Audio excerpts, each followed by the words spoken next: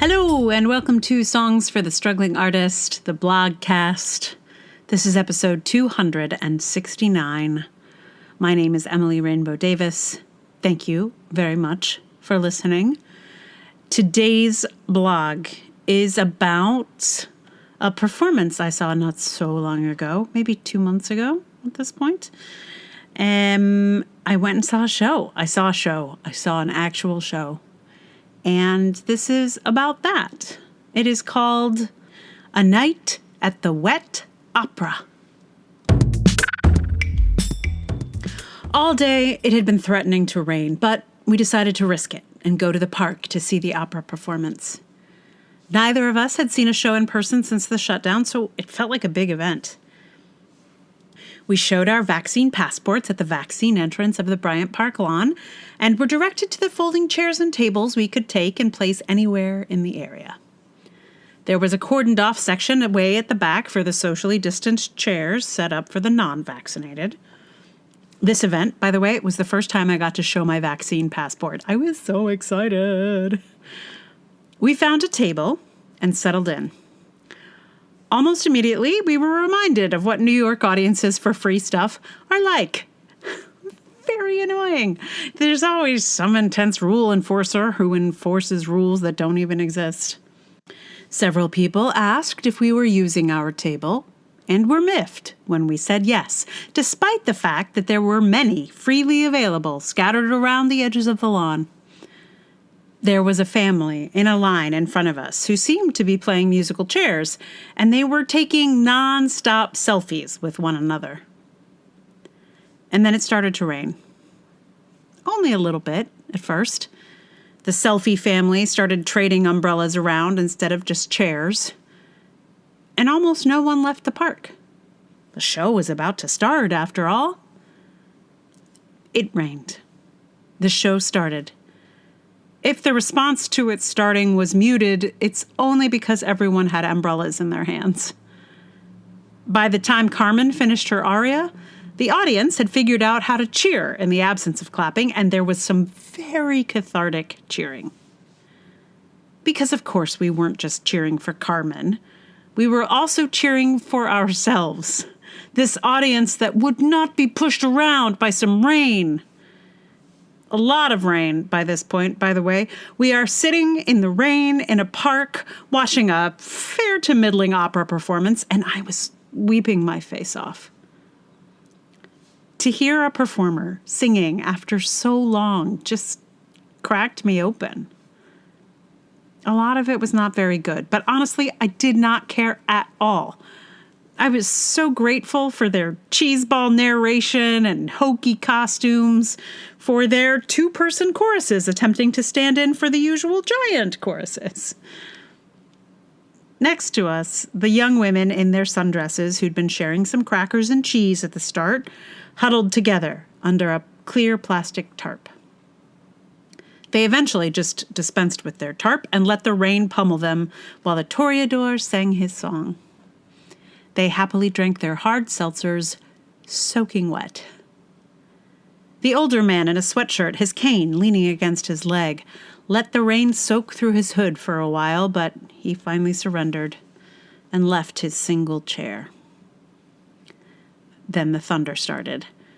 And so, before the toreador could conclude his number, the artistic director appeared ruefully on stage, clearly there to end the performance. And so the toreador made his own impromptu conclusion with a flourish. The singers took their bows. The audience cheered and then flooded out of the park. Almost literally, the puddles were ankle deep. On the subway steps before us, the little boy was joking with his family about his remarkable experience at Wet Opera. Wet Opera was really quite beautiful. I was so moved by this crowd that would not move. We were told we were at the first opera performance in New York City since COVID. And it felt like that really meant something to this crowd. This crowd did not strike me as a particularly opera crowd. They didn't seem to be particular fans of any of the singers or have a relationship with this company. they just felt like it was important to sit in a park together and see a show, rain or no rain. During one of the arias, a few tables away from us, someone popped a champagne cork. They all started giggling from the embarrassment of having made a big noise in the middle of a show, and the giggles were contagious. We're all so unused to being together like this. A simple thing like a cork pop just reminded us we're all here together. We're all hearing this music. We're all feeling this rain. We see the rivulets streaming on the backdrop. We definitely all heard that cork and the giggles around us. Whatever happens, we're all feeling it together. Even the thunder, which sends us home. It would have been so cool if you all could have been there with me. It would be like all of us watching this pretty mediocre show, but at least we would have all been there together. That would have been very nice. This is the last show I've seen, in addition to being the first. I have not yet seen another show since this one. And I'm not so sure about when I'm going to see another one. I'm little nervous about this Delta situation. So, we'll see. I know a lot of people are like going back inside to theaters, and I don't know about that. I don't know about it. It's like, I just read this article by Helen Shaw and Vulture. Helen Shaw, I think, is one of the best theater journalists we have here in New York. And she was talking about how, like, kind of cool the current Broadway season is, and how they're finally, like, taking chances on plays, and how, there's never before been more than one Black playwright on Broadway at the same time. And now there's, like, 7, and there's a lot of women, and it's all really cool. And I was like, I do not want to go inside. So I want to see all of that, but not yet. Anyway, seeing things outdoors, absolutely. There's not a lot, because, performers have to rehearse indoors, and it's not as simple as just like, oh, let's put everything on outside. Anyway, so, I don't mean to, this is a nice, uplifting, positive experience. Don't ruin it, Emily. So what song? What shall I give you? Well, I listened to a lot of songs about the rain. Yes, I did. And I feel like I'm storing them up for, in case there are future rain songs needed. But I settled on Eddie Rabbitt's I Love a Rainy Night, which is a song I absolutely hated as a child. I thought it was so dumb. And it's not because I didn't love Rainy Nights. I actually really did love Rainy Nights. I just thought, like, why would you say that you loved them over and over again? It didn't make any sense to me. But it is actually really fun to play and sing. So in a moment here, I will play you Eddie Rabbitt's I Love a Rainy Night.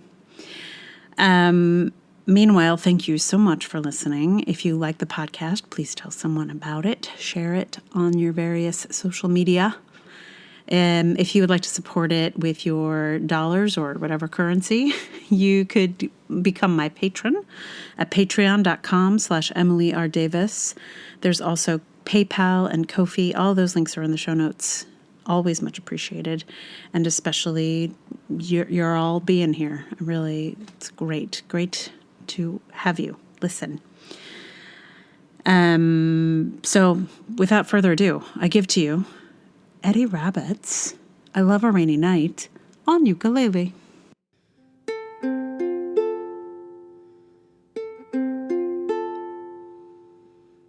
I love a rainy night.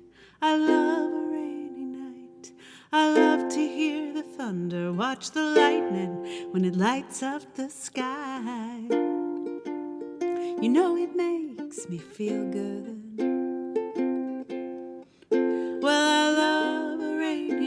Such a beautiful sight. I love to feel the rain on my face, taste the rain on my lips, in the moonlight shadows. showers wash all my cares away. I wake up to a sunny day, 'cause I love a rainy night. Yeah, I love a rainy night. Well, I love a rainy night. I love a rainy night.